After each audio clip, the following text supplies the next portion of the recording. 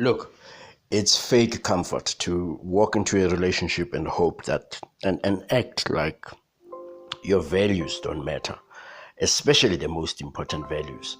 So when you tell somebody how you're feeling about something, or when you show them or give them feedback about something that makes you feel otherwise, it's not a line on the ground that says, this is the way I want to be.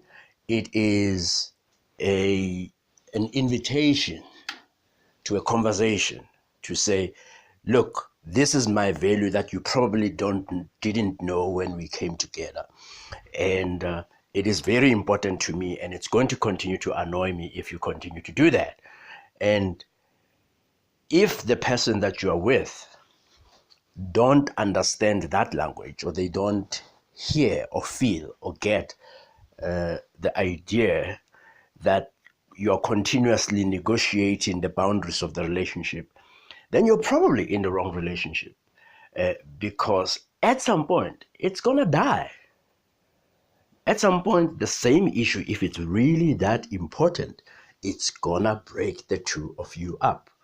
So what's for me, what I'm learning more and more every day is that the clarity around boundaries beyond the physical primary issues, the fact that he looks this way, he acts this way, she looks this way, she acts that way, she works, the evolution in terms of the connections now go beyond just the physical manifestations. So we keep complaining or connecting or talking about why 50% of the relationships or marriages break up.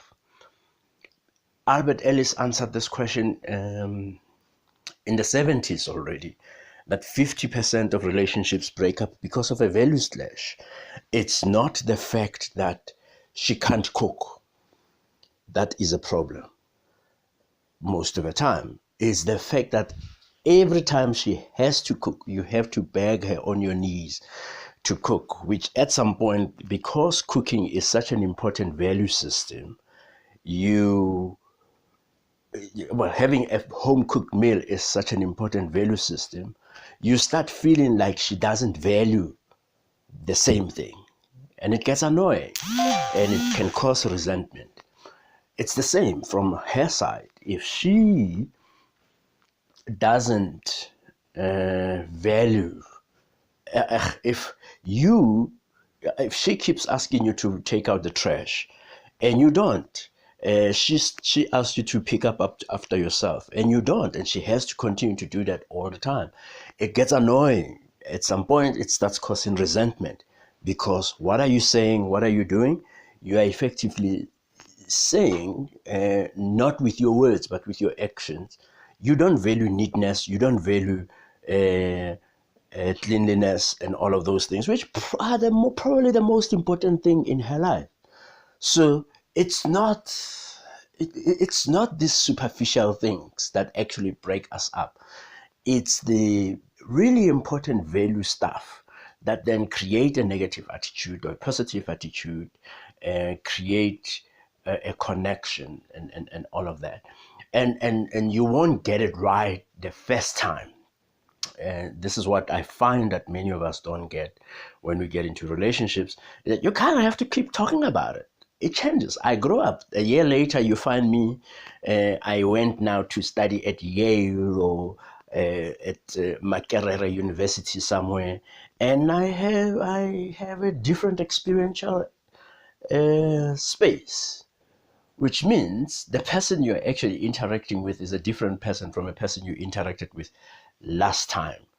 So the ability for couples to develop a framework of sharing, communicating with each other all the time becomes much more critical than the content of the communication.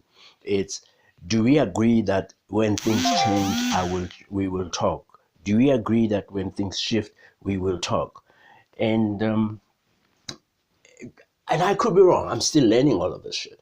But for where I'm sitting right now, I'm realizing all the time that The sense around maturity in relationships lies in the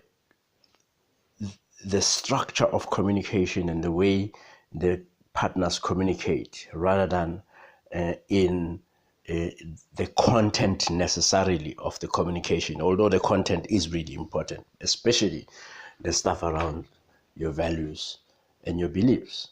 If you go into the bushes and figure you don't want to talk about that, well, be ready to talk about it somewhere down the line.